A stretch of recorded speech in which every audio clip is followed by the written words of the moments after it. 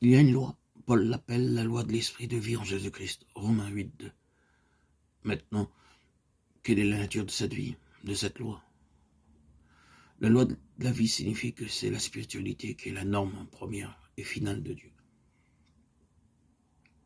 C'est par cette loi, et non par une autre norme, que Dieu juge une chose. Il juge entièrement par la spiritualité. Tout à voir, et peut-être avec une belle, magistrale et astucieuse présentation des choses, mais sans consistance. J'ai entendu une présentation parfaite et magistrale de la lettre aux Éphésiens, mais si vous êtes spirituel, cela vous laisse froid et sans vie. Pourquoi? Parce que nous pouvons charnellement présenter les choses divines par la seule habileté de notre propre cerveau et des ressources de notre âme. Nous pouvons décrire les choses divines et en être la source. Par la force du cerveau, la force de la volonté, la force des émotions. Cela peut sembler être, durant un certain temps, un merveilleux exposé de l'écriture. Mais après tout, qu'est-ce qu'il a produit? Cela peut être simplement charnel. Le plus grand danger qu'il est, comme c'était que les choses divines soient maniées charnellement. La spiritualité est la norme de Dieu. Cela peut paraître moins ingénieux, mais cela ira beaucoup plus loin.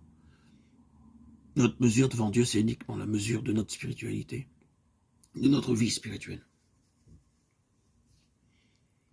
Ce qui nous caractérise est déterminé par notre vie spirituelle et par rien d'autre.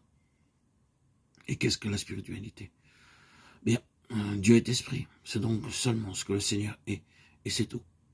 C'est la mesure dans laquelle le Seigneur peut être rencontré en nous, la mesure dans laquelle il est manifeste que le Seigneur a sa haute main sur nous, nous subjuguant, se situant au-dessus de nous, prenant notre place. Oh, c'est éprouvant, nous échouons tous là. Nous échouons souvent terriblement, je ne dis pas que nous ne devrions jamais échouer, ce serait trop vous décourager. Mais je dis que si nous croissons spirituellement, les mêmes anciens travers ne devraient pas être tout aussi dominants maintenant qu'ils l'étaient jadis. Nous ne devrions pas échouer maintenant de la même manière qu'autrefois. Le Seigneur a plus de place en nous. C'est cela la spiritualité. Ne pensez pas à la spiritualité comme à une certaine chose abstraite, volant quelque part haut dans les airs, à des mots et toutes sortes de discussions évoquant des choses élevées et vertueuses, qui ne sont après tout que mentales. Ce n'est pas la spiritualité. Il y a une fausse spiritualité qui est une totale tromperie. Nous connaissons des gens dont la spiritualité les a fait supérieurs aux Écritures.